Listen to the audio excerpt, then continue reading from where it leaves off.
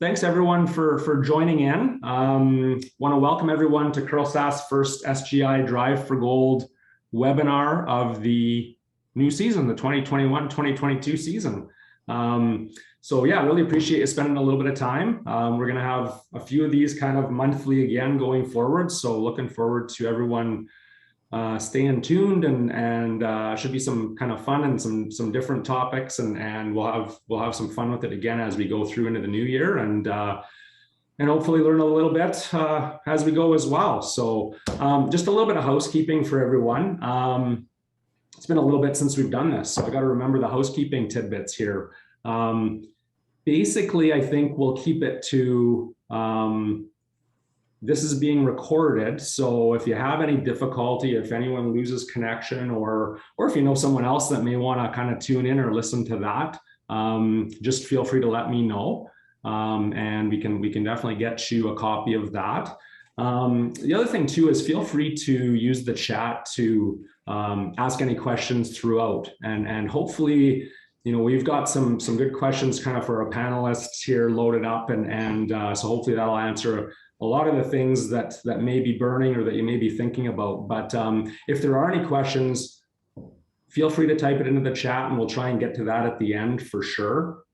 I know we can't go much past 7 tonight just because we've got another youth town hall that Curl SASK is putting on, which will be good as well. So we've got to get off of Zoom and let them take over for that. But hopefully that'll be enough time to get a bunch of good information out to everyone for sure. So yeah, so thanks again very much. The thought for this was, you know, we've got hopefully a normal season, or a somewhat normal season, I guess, the new normal for now anyway, and it's very much a junior busy type of year.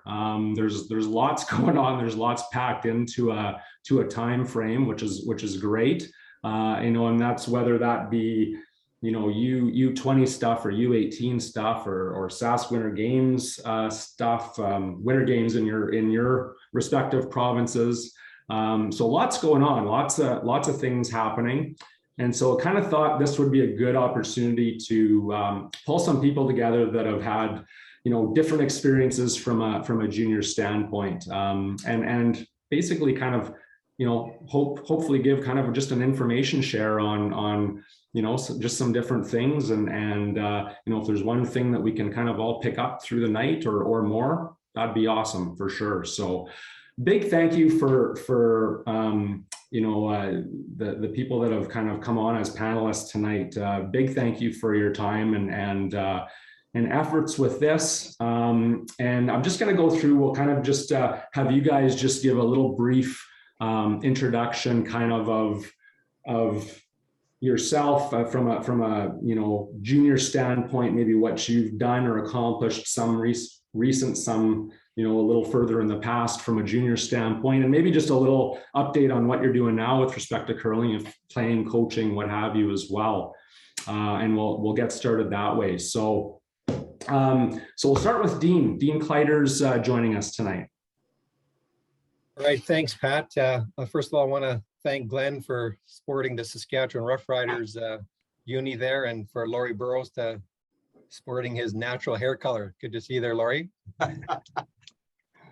And anyways, yeah, Dean Kleiter here. I've been coaching out of the Sutherland Curling Club in Saskatoon for the past, I guess, 12 years or so with one particular team.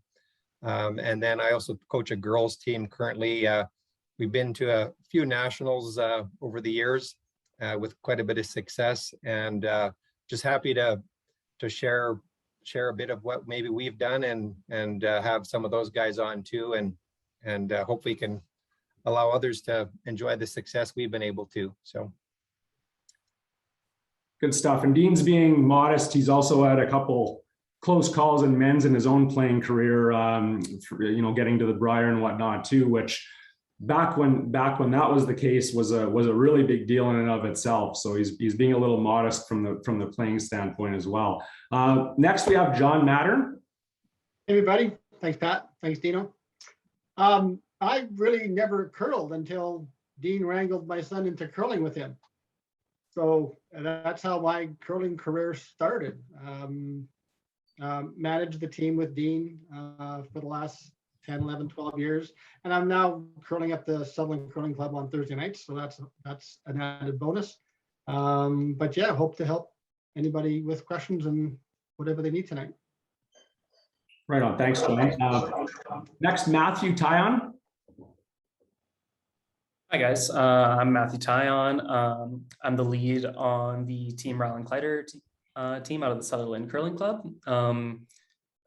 We've been together for 10 or 11 years now, at least 3 of us. And yeah, we've just had a lot of fun curling throughout our junior careers and just having a good time and having a lot of success on the way. And I'd really love to share a lot of that with you guys and kind of tell you guys all of our experiences. So yeah, that.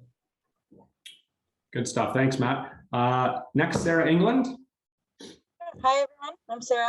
I currently play in women's third for Michelle England. I've started juniors, I think, around 2014.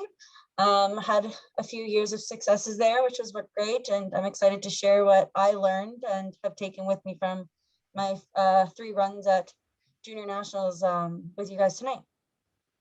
All right. Thanks, Sarah. And last but not least, Steve Laycock. Thanks, Bob. Thanks, everyone else. Yeah, so it's been a while, but played some juniors, won a 17 and under, went a lot of years losing in U21, and then finally in our last year, we found some success and won the World Championship that year. And then also just out of juniors, got to play in and win the Canadian University Curling Championship. So yeah, happy to share all of the successes and failures throughout that process. Right on. Thanks, Steve. And I can barely remember my junior career, so we'll try and keep the questions and answers to these 5, and I'll do my best if there's anything coming my way to remember as well. But really appreciate it, you guys. Thanks, and thanks so much for being here. So we'll get right to it. We've got a fair bit kind of loaded up to cover here. I first want to direct some discussion towards John and Dean specifically. So interested to hear about your thoughts. There's obviously different ways, there's different formulas, lots of different ways to go about this, whether it be coaching, managing, playing, whatever. But would love to hear your thoughts on how your coaching team came about, what kind of your roles were, what roles are needed with a coach or expanded coaching team, I guess, when you have that option available. What jobs are needed to be done, how many people is effective, to coach a team, that's busy and wants to be competitive, and I guess how, for you guys, how did the dynamic of that kind of evolve as years went by? I'll start, Dino. Okay. Typically throughout the Team Kleiter career, if you want to call it, we typically had 2 parents doing the 2 jobs. So Dean would basically take care of the on-ice details, curling plan, curling strategies, all that stuff. And I would kind of take on the off-ice details, so whatever that is. So that would give Dean and the players all the time that they needed just to focus on curling. So, me as a manager, the typical stuff, book hotel rooms, vehicles, enter into the tournaments. I was their chauffeur for many years, starting the vehicle at -35 in PA at nationals, just leaving anything for the guys to think about. They just needed to focus on curling. 2 guys or two parents worked for us for many, many years. Warren Johnson did some of the videoing. So that kind of took that off our plate. But 2 seemed to work for us. And then as I learned more of the game, then I could help Dean more with the coaching stuff. Do you know anything to add? Yeah, no question. You cannot do it alone, and 2 is great. Probably 3 even ideal if you had the right mix of people. I fortunately got to work with John from the start, and maybe because he wasn't as passionate about curling at that time, because they were maybe not from a competitive curling standpoint, was a bit of a benefit to me, because John believed everything I said for a while. And then eventually he started questioning what I was saying too, which is a good thing. So to watch that develop with John and I as a team over those 12 years with the boys was just, it's something that I don't think I'll ever experience again. But if you can find, the big key here, if you can find 2 to 3 people that you just get along so well, and you can find 4 athletes, they don't have to be the best curlers. They have to be really good athletes, and they have to really enjoy being together. And you can teach them the curling can come real easily after you've got all that together. And we've been fortunate to have that dynamic, and to be able to work with that has been a real blessing. Yeah, and to add one other thing about that is, when I played, I know how much time I put into it. And when I coach, I know I put probably 1.5 times the effort that you have to when you're playing. So that's to do a good job of it. That's what has to be happening. So does that answer what you need, Pat? Or you bet. No, that's perfect. I appreciate that. So sticking with kind of the coaching and you guys with this next one too. How do you then how do you balance development, improvement in the guys as they're getting, starting young and getting older, guys, ladies, whoever you have, and the challenge with the idea of maintaining confidence for young athletes? So, where's that balance, or where did you guys find that balance of, pushing, challenging, and trying to develop with, maintaining some degree of confidence and joy and love of the sport? John, I could probably start there. I think one of the big things that worked for us was that we measured and charted everything. So we always had starting points, and we always knew where we wanted to go. We always looked at, where do you need to be to win a Canadian championship? What do you need to do from a strategic standpoint, from a technical standpoint? And then we would just continue to work on that until we're able to close that gap on where we thought we needed to be. And I know, practicing with Steve as well here this year, he had mentioned too that we're going to know we're going to win before we're going to see it in practice before we even get to the competition. And it's so true that we noticed that too as we measured, and John was a really good measurer. And as we tracked every game, every shot, we reviewed every game, every shot, we videoed constantly over and over and watched that. I would sit at home and watch Matthieu throw his turn back and forth over and over again until I picked it up and said, now I know what I need to go back and talk to Matt about. To try and do it in a 1 hour practice, unless you're doing it every day, it's pretty tough to do. But if you can get some video and you can go back and forth with that, and then what happens is you end up, you get a measuring stick from where you're starting, where you're going, and then you can show the kids the accomplishments as they get further along in that process to get where you need to be. So I think accountability, or making sure they're accountable, but being flexible at the same time, because you have to allow these athletes to do other things than curling, as much as we want to say it's got to be curling all the time. So Johnny, you want to add to that? Yeah, I was like, we would have our entire year planned out probably in June of the year prior for the entire year. We would have this fantastic chart, and we would ensure that we were ticking all the boxes on those things in order to get better. And then, Dean would have such great post-season and post-game meetings and comments, and the boys just loved that. They just soaked that all up on what was good, what wasn't so good. How can we improve? Where did we fail? But it was a 12-month process, this team, of what we did and how we planned it. And there was a lot of encouragement by Dean to do that, because you think curling is a 3-4 month sport. It's a 12-month sport, right? So at times there was a grind, right, Maddie? When we were doing the U18, U20 days, we had over 115 games and 50 practices. So it was a long season, but man, the boys loved it and they got better and we tracked it. And yeah, it was great. Awesome. So guys, knowing what you know now, the experiences that you've had up until this point from a coaching, managing standpoint, is there anything, if you were taking and starting a young junior team tomorrow, is there anything that you would, from those experiences, change, do differently at all, based on what you know, the journey you've had already and what you've learned?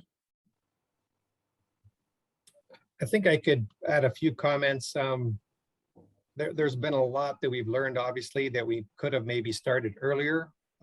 However, they were young athletes, 12 years old when we start. So you got to know when to start increasing what you do.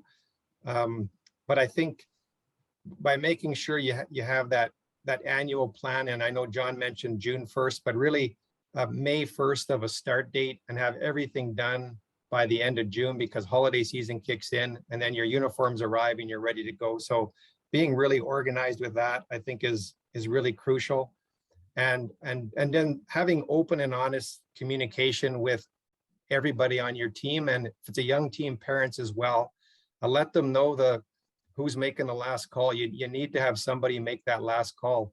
And sometimes you do need, like I needed John to bounce off some ideas. You have to make some difficult decisions. But if you've got 6 people trying to make those decisions for you, that's not going to go well. So make sure you're up front when you have your initial meetings. Okay, who's going to make that last call if we have to pull a player or replace a player or something like that during a game? So make sure that communication is in place, and just execute the plan. Make sure it's easy just to say we all know what we need to do, but how do you make sure it gets done? And that's probably the biggest part of the coach, which, as Johnny said, is a grind sometimes, is making sure you can execute what you guys are talking about. For sure. So opening it up to everyone, and the next couple here, anyone can jump in, but for a question for everyone here,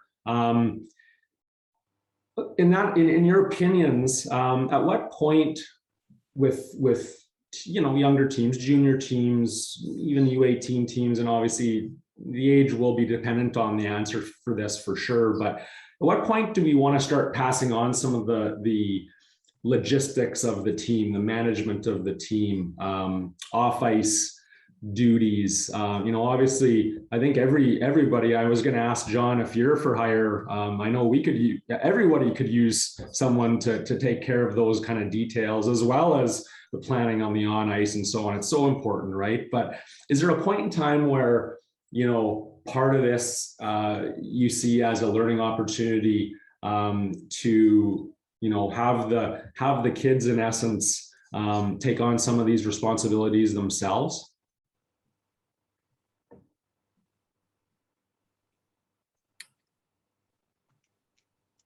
Maddie, what do you think? Yeah, sure. Yeah, I'll go ahead here. So I think that's definitely something that even now at our age, we're still beginning to learn a bit, just because Dean and John have done such a good job at it, like throughout our careers and everything, and had everything handled. We just had to go and curl. But as we're getting older, it's a slow process. You can pass it down. It's little things. It's sponsorship. It's passing those things down. It's planning things and getting all that together. And so, yeah, it's maybe even like we're a year or 2 years out of junior now, and we're just starting to learn this stuff. And so it's definitely helpful to have those people there in place to kind of be there to handle those things, because when you're in your junior career and you're playing so many games, it's very difficult to focus on other things as well, and it distracts you. So having, like John said, someone there to handle off ice stuff, it really helps the distractions, and just you come to the rink and you curl. And that's the big thing. For example, this year, Maddie is taking on uniforms. Josh is taking on pretty much the sponsorship role. Trevor is taking on the social media stuff.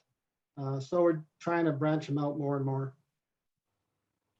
Yeah, good stuff. The sponsorship, it's funny you said that, because some of you that were on when we had Kirk on there in the spring, I guess, talking about junior sponsorship, him and I, and that's what he mentioned. And obviously he's very good at, the managing of that part of things for his current team. And he started, young like you guys and gals as well, right? And taking some of that on and learning the ropes and kind of making those mistakes and learning by experience and whatnot. So definitely important for sure.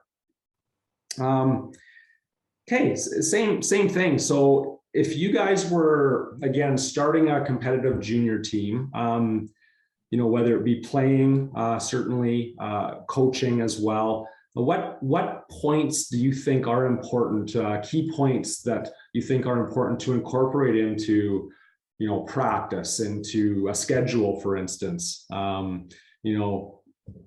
It's one of those things. I mean, it's, we all, when we're young, want to just play, right? So how do you manage that, or what are the key points to take into account of that, as well as the off ice details? Like, are there any key points there that you've either learned or would like to pass on as far as to those that might be either just kind of starting or wanting to get more competitive or just starting that coaching journey?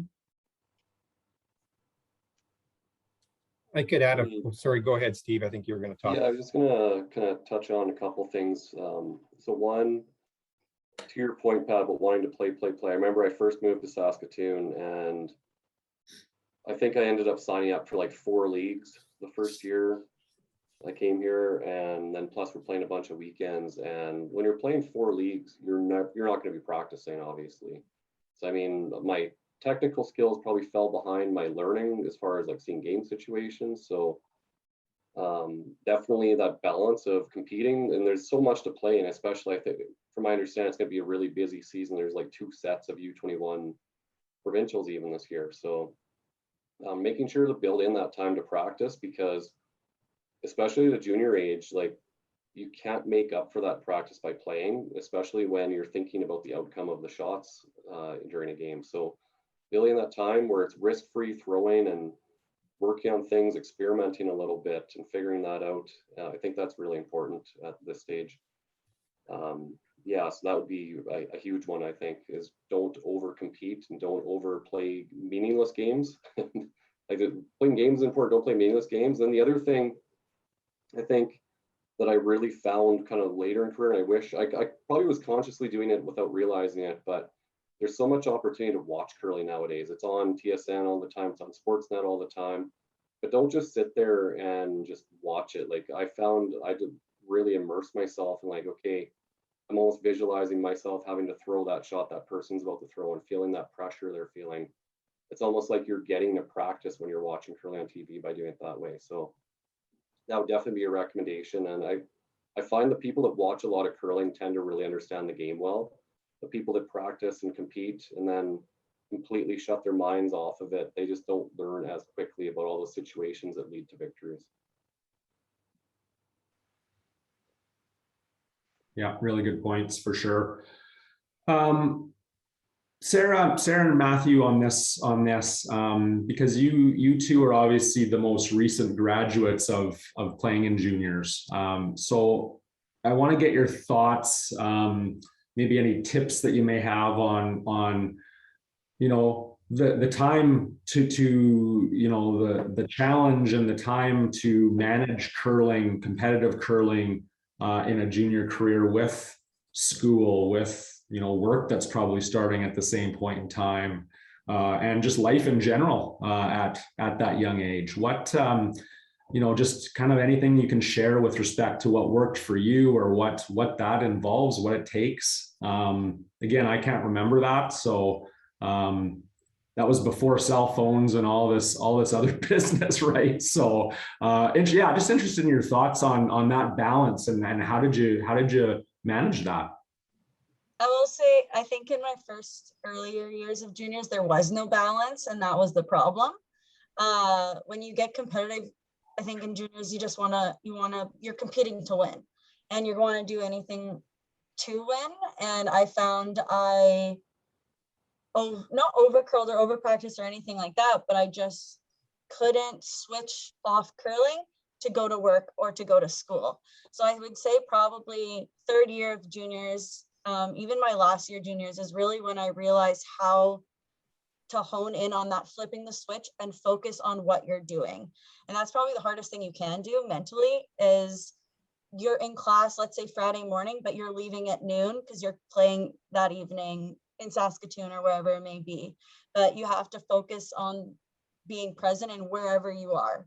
And I know we say that a lot in curling, and being present in your shot or being present in the moment, and you have to transfer that into your other aspects of life, or it just is very overwhelming, I found. And then just time management. I know everyone was going to say that's key, but finding a way, any way that works for you to know where you're supposed to be at what time of day, and what you need at that point. So I had like 5 different calendars in one on my phone. So I would know when I'm curling, when an assignment's due, when I'm supposed to be at work. And even within my calendar, I'll write notes on more details of what I need at that time for that activity. So it's just finding whatever works for you. I know a lot of people like having like a physical journal or a physical paper copy of their schedule or things like that. But and also just communicating with your team. I think that's huge too, on how you're feeling, where you're at with school. If school's getting really busy and you need to take time, like I know we always want to be curling first, but also we're still in school for a reason, to get an education and grow ourselves in that way. So that still has to be a priority. So it's time management and communication with your team, I think, is the biggest thing I've learned in juniors. Awesome. Maddie, anything there to add to from your standpoint? Yeah, well, I think Sarah touched on a lot of it.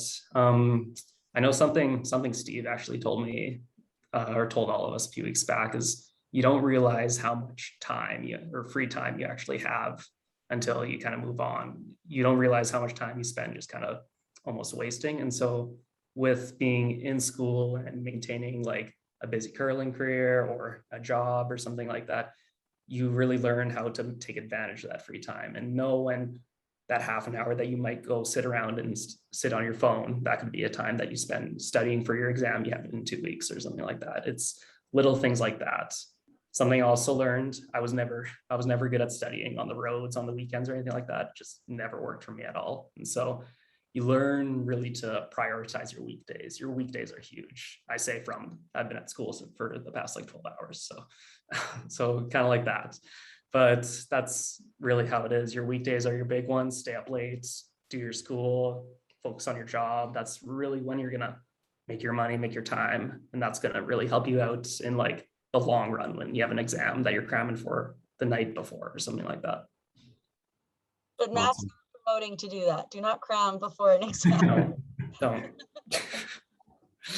Yeah, I you know what, I have a lot of respect for you guys to be able to balance that. I just remembered now, my story is that I basically shut the curling down while I was going through school. So yeah, I just have a lot of respect for people that can balance that, and because it's a busy time, right? But like Steve, like you say, and I've heard you say that too before, obviously it's you can always improve on efficiency of how you use that, and you actually, believe it or not, as you get older you have to, because just when you don't think it's going to get any busier, it does, right? So it's a kind of an ongoing process for sure in that regards, for sure. So good stuff, you guys. Okay, so next one here I'm a little interested too, and we'll add Steve, you to the mix on this, and maybe start you with this one. The three of you have had different experiences from your junior career, as well as different times as well, from it to now to current. So just want your thoughts on what you think, if there were any keys in your time playing juniors and your experiences during juniors that really helped you in transition to men's and ladies play. Yeah, that's an interesting one, because I mean, different people have approached it differently. Some people, their team stays intact right out of juniors and they all reach that learning curve together. For me, we had just come off winning the world championship in juniors, and a few months later I was playing lead for a very experienced player, and the like there was 2 of us from the junior team and then 2 experienced players. So I mean, that's the other option, is that you do just learn from older players and take their experiences and have them organize. They realize how to enter the WCT spiels and that type of thing. So I really do think though that junior teams come out of junior programs way more prepared than they used to back when I was in juniors. I honestly think the quality of coaching and the structures are in place. Like junior teams are being run like a professional team nowadays, the ones that are doing it right. So it isn't as big of a learning curve as it used to be. So because of that, the coaching is in place, the technique is already in place. Then it becomes about the belief, and you don't find that belief without giving yourselves the opportunity to succeed. Like a lot of people, and I see it happen to a lot of teams, it's like, oh, we can't go play the big guys. We got to just stay close to home. We'll just play all the spiels that are within a half-hour drive, and we'll just play 4 or 5 and hopefully make provincials. Well, there's way less competition for people that have lofty goals. And if you have lofty goals and fail, you'll probably still meet the success of the level of people that didn't really aim for anything. Like if their only goal is to make provincials or to finish top 8 at provincials, they probably will. But a team that tries to be the best in the world and fails, they're probably still a top 8 team at provincials. So I mean, give yourself that opportunity, believe it can happen, and give yourselves the opportunity to actually prove and create that evidence of success. And Sarah, Matt, anything that stands out for you guys that was really helpful kind of going forward into your first couple of years of men's and ladies? Yeah, I think for me, I'm lucky to have gone to the U of R. We were talking about this before this started, but the U of R has a curling team that plays at U Sport and U Sport Nationals. And so I was able to play juniors and universities and league. And I think I had 3 different teams one season for all of those games. And being able to play with different people, you learn about what other people need, but you also learn a lot about yourself on what you need from others to be successful on a team. And I think that's what I got to take away a lot in my later years of juniors, playing on different teams and incorporating different athletes into who I'm working with, is you really learn quick on all the aspects you need to be successful, because you got to learn quick when you only play with that person or that team for 1 competition, maybe 2, especially in universities. It's very a quick turnaround. And that's probably the biggest thing I got to take away, is playing with a bunch of different people throughout my few years of juniors and learning what other people need, and then really honing in on what I need from others as well. Yeah, well said. It's amazing what you pick up, just even, I mean, different people you play with, they look at things slightly different. You pick up little things and you take that with you, right? It's amazing how that stuff starts to add up as years go by, for sure. So, so guys, I want to just one more question with respect to our Steve, Sarah, and Matt. Just for those people that may be coming on to a point where they've got a chance at a national championship or beyond. Any tips, any thoughts on that experience, on an athlete's first national? What, because it can be a daunting thing. It's a different experience, right? So just your thoughts on 1 or 2 tidbits on what you would pass on to those coaches or athletes for that matter. Yeah, I think the biggest one I personally wish I knew more about going to my first national competition is understanding what goes on beyond the ice at a national. So in particular, maybe like the media. That's something we don't get a whole lot of. Like maybe you get 1 interview and it's a small personal one after you win a junior provincial championship here in the province. But as soon as you go to the bigger stage, there's a lot more people wanting your attention and wanting to talk to you after games. And I didn't really get to understand how big of a deal that part of it is.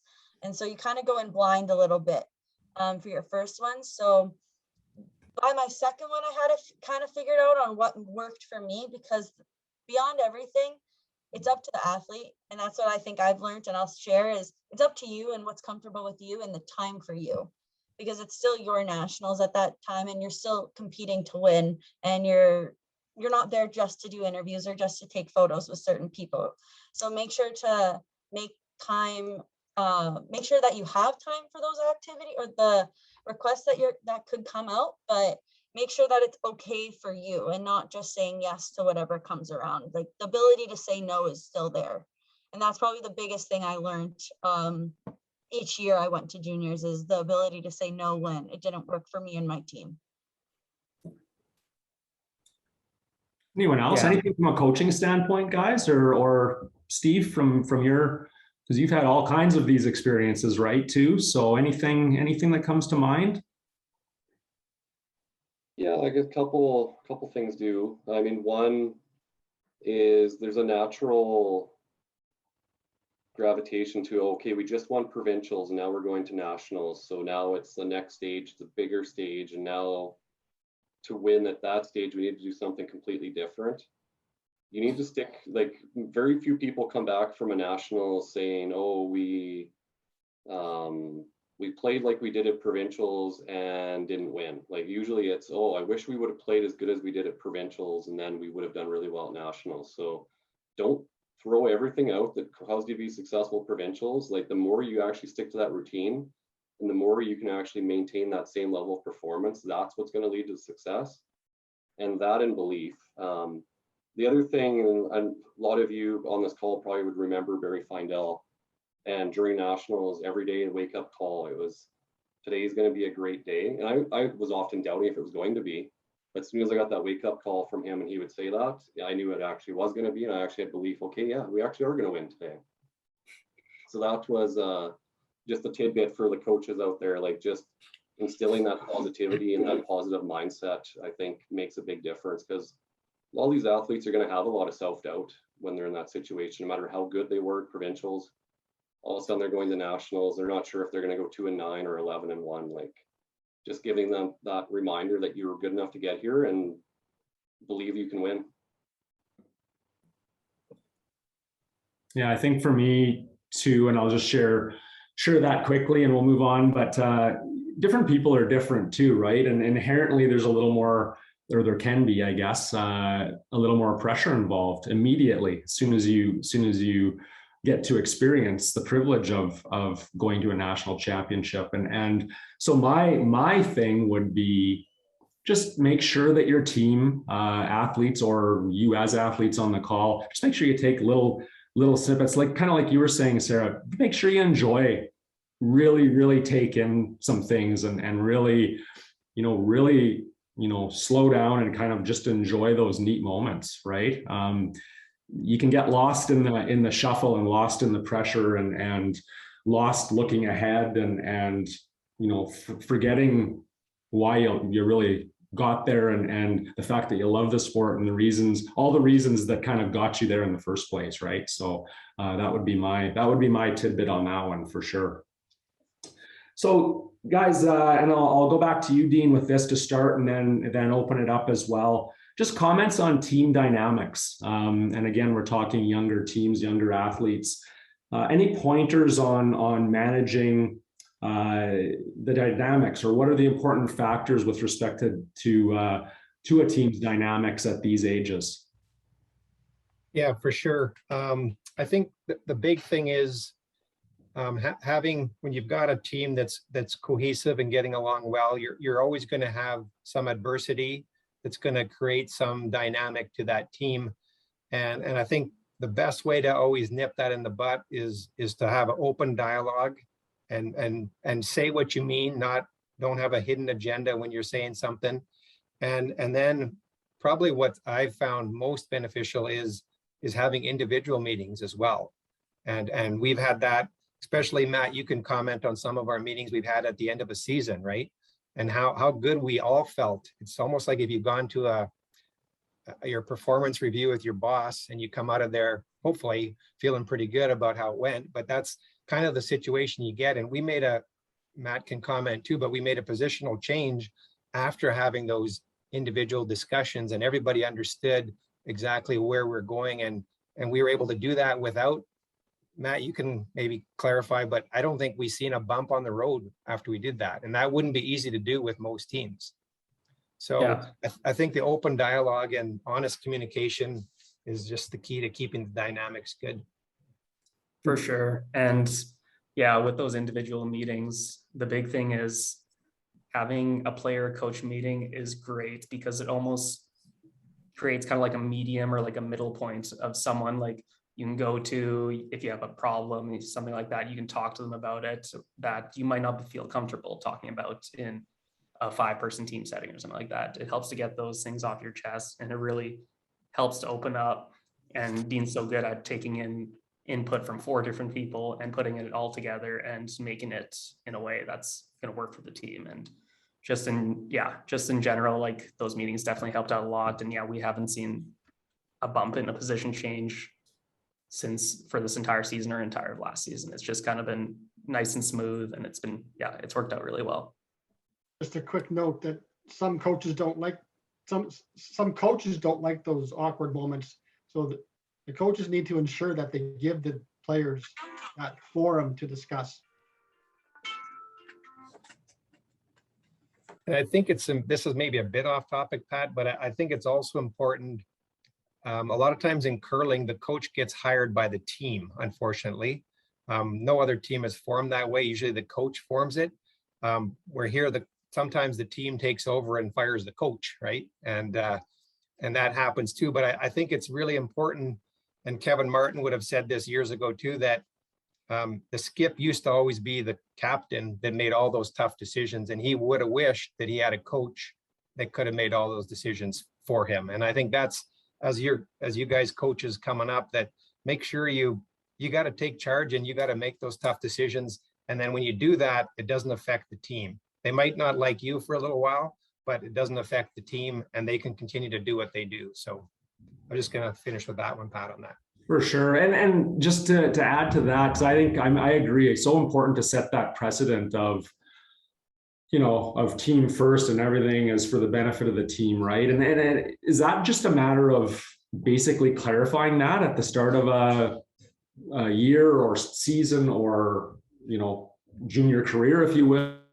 if you're lucky enough to be able to play with the same group, or yearly if you're not, obviously, but is it just a matter of kind of talking that through and just making sure everyone's on the same page? Or how do you set that atmosphere to be able to handle things in that way?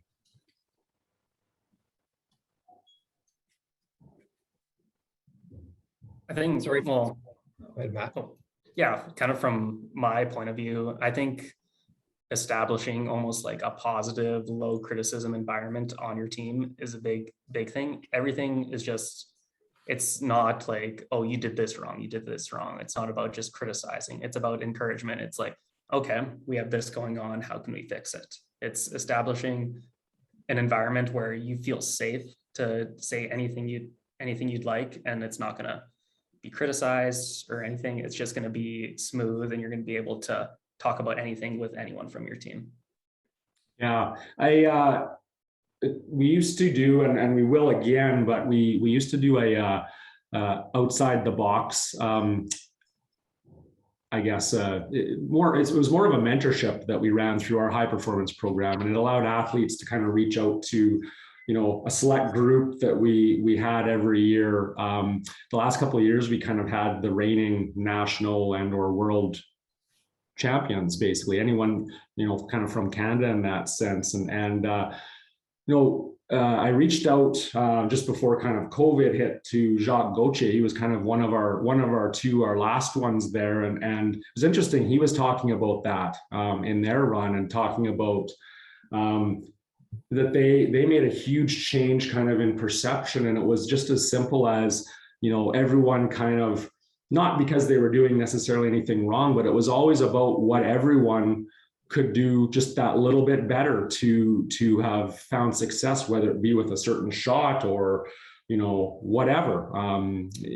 And I think that was it was neat to hear that from him. He kind of put it in a good frame of mind where, it's everyone's responsibility, and you're in this together. And and that was one of the things I know that he had mentioned, and it's such a good job kind of explaining in their journey that really changed throughout that year, that that they found some success there as well. So yeah, just interesting. There's little things like that, right, that make a big difference, obviously. So Pat, I also think that there's a lot of coaches end up in the middle where there are parents that have comments about their son or daughter towards the coach that they don't like about this, they don't like about that. And sometimes it can be a real challenge to keep the team together and going in one direction when perhaps a player shouldn't be on the team, or the parents are pretty negative about a certain member of the team. And yeah, for I've sure. seen that over the years, and it's difficult in some cases. Yeah, well, that's the importance of that structure and that piece early, and setting those precedents, and getting quickly on the same page to kind of nip that stuff, so to speak, early on, right? Because it's just really important, and you can't. It's so hard to climb uphill when it started to go downhill already, even early in a season like that, for sure. So Dean and John, this one for you. Thoughts on balancing being a coach and manager and being a parent? Johnny, you want to go? Well, I don't know how to answer that.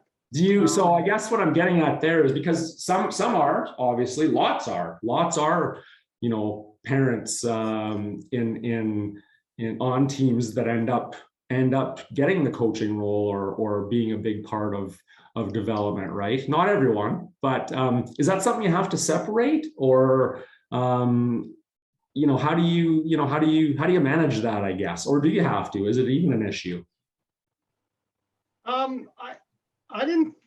I didn't see a separation from.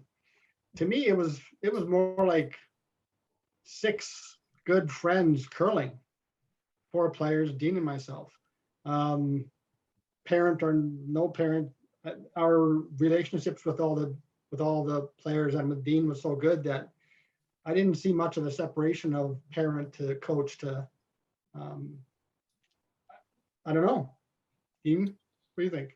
I think the biggest thing, and you learn this as you're coaching more too, is you take the emotion as a parent out of the game, and you make sure you're up front. And I would be with my son or daughter as well, that okay, when we're curling, I'm the coach. When we're not curling, I can be the father again. So as long as you can make that connection with your child and try not to bring too much emotion into the game, because that's where I think things can go south if you bring the emotion in, and then things can flare up. So I think being calm and treating it just like you would any other team, and don't even think of it as your child if you can. If that helps. You bet. Okay, Steve, I'm going to single you out on this one. Interested to hear your thoughts on kind of tips for future success, if you will, or for young kids, anything that you could pass on for kind of the youngsters and or their coaches who may be on tonight. Your tips of the trade for what you've learned, from that point where you were in their shoes to where you are now. How long do I have, Pat? Oh, you can take 5. We can run a little bit over here, so you can take 5 or so minutes or whatever you need, Steve. So I actually presented on this exact topic at the curling camp a couple of years ago. So I do have actually 7. I won't. I'll just run through like kind of the themes quickly though. I mean, one, I've always believed, don't take anything for granted, and you almost treat every interaction like it's a job interview or you're interviewing for your own job every single day. I find the reasons teams get stale, like the idea of curling teams needing to break up because they get stale, it's only because people let them get stale. You have to treat every interaction like you're auditioning for a continued role on this team. So you always bring your best to every interaction. And also just for the people you're playing against too, like How many times in curling do you see that it's later in your career that you've teamed up with someone? It's because you had respect against them as an opponent over the years, that they ended up being your teammate in the future, and that's where you actually found success. So just because they're your opposition doesn't mean it's us against them. Like you're part of this big curling community, and it's so close knit. So that's a key one, I think. Another one, and one I wish I knew a lot sooner, I've gotten to go a lot of really cool places over the years. And unfortunately, if people are asking, oh, what was it like when you went here? What was it like when you went there? I'm like, well, I can tell you about room 411. I can tell you about the lounge, and I can tell you about the arena. So it's like just missed out on so many opportunities because I sat in my room fretting about the next game for 4 hours instead of getting out and seeing it. A, I would have had better experiences at those events, and B, I probably would have played better if I got out and kind of disconnected from it for a bit. So I think that's a big one. And I kind of touched on this one a little bit earlier, but it's that idea of dreaming big. There's way, way less competition at the if you're aiming to be like the top 0.1%, I guarantee there's less people willing to do that and have that goal, even to think about themselves in that space. So do that, because there's way less competition there. There's way less people are going to be competing against you if you're willing to put that much in. Everyone's willing to kind of, oh, I'm interested in curling. We'll go play a few spiels and we'll try and do okay. There's hundreds and hundreds and there's thousands of people with that goal. There's very few people who have the goal to be the best. So dream big and really go after it. And the other one's just time management. And I mean, Matthew alluded to my little soapbox speech on this that I've given the team, but a lot of the athletes you're going to be coaching juniors are going to feel like they're really busy right now because they got volleyball on Monday nights and they have school Monday to Friday from 8 to 3:30. And I thought I was busy back then too. Then all of a sudden, okay, you move out of you're not living at home anymore. You're going to university, and you realize I wasn't busy in high school. Now I'm busy in university. But then it's like, no, actually, I was extremely not busy in university because now I've got a job working full time and trying to curl and practice. And it's like, well, okay, now I'm busy. And you realize, no, I actually wasn't, because now I've added to having kids into that and having a relationship. And it isn't until you look back and say, I never actually was busy. I just got more effective at time management as I added more things. So when your athletes tell you that they can't fit it all in, that's a skill that needs to be coached. That isn't that they're actually too busy. So that's one thing just to remember. And when they use that excuse, call them on it, because you guys all, like, in your stages of life have gone through that experience and you know better. So you can definitely coach them and give them that lesson. Good stuff. Yeah, no, for sure. It's still going north for me. I know I can speak to that, Steve, for sure. So all good. So last chance for points here. So is there anything, and I'll kind of, we'll go around the five of you too, or whatnot, if you have anything, but anything that, if there's one thing that you could pass on as a huge either point that was important from the junior playing days, or conversely, something that you would do differently, something that you wished you'd have known or would definitely do differently.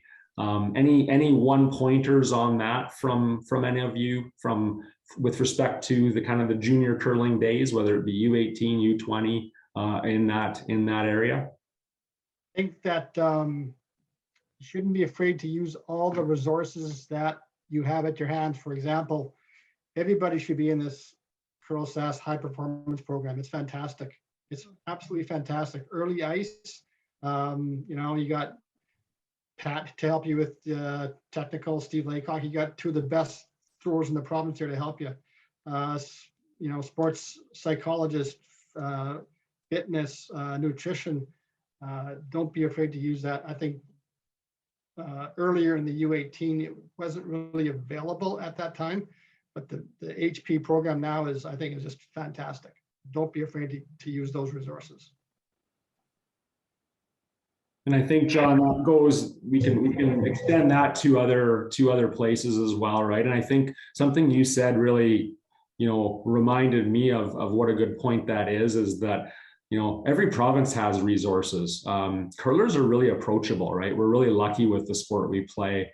And every, doesn't matter where you are in Canada and where you're tuning in for this in Canada, there's a curler with all kinds of experience and stories and that's learned a million lessons the hard way and the easy way and every way in between, that you can reach out to, right? Whether it be your junior teams, whether it be coaches, whether it be whatever, right? So we're extremely fortunate with that, and it's one of the probably the best things about the sport we play, is that's the case, and you just can't say that about other sports, right? So I think that's a really good point, John. Really good point.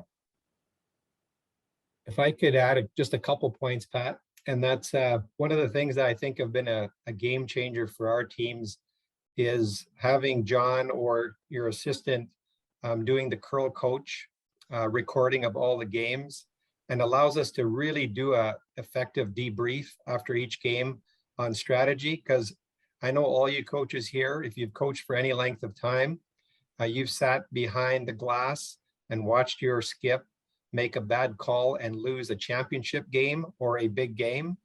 And I just want to also applaud Curl SASK for implementing the on-ice curling for the young juniors that we didn't have until the final year we're in juniors, that you should really take advantage of that, because you can teach those kids a whole bunch of stuff during rather than after, and it will be way more effective.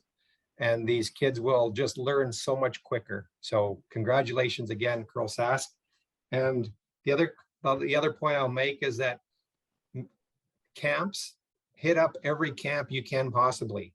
It doesn't matter if it's the Kevin Martin camp, the Reek Crothers camp, the Pat Simmons SASK Curl camp, whatever it is, every person is different, and you're going to take something away from each one of those experiences. We've attended the same camp with Matthieu and his team here probably 3 times. And every time we went, Matt, did we not get better and learn something new? And so continue to do that. And to add to Steve's point, and this is a comment, that it is very lonely at the top because there's not very many people that are willing to do what it takes to get to the top. So I'll end with that, Pat, unless you have anything else for that. No, real good. Real good.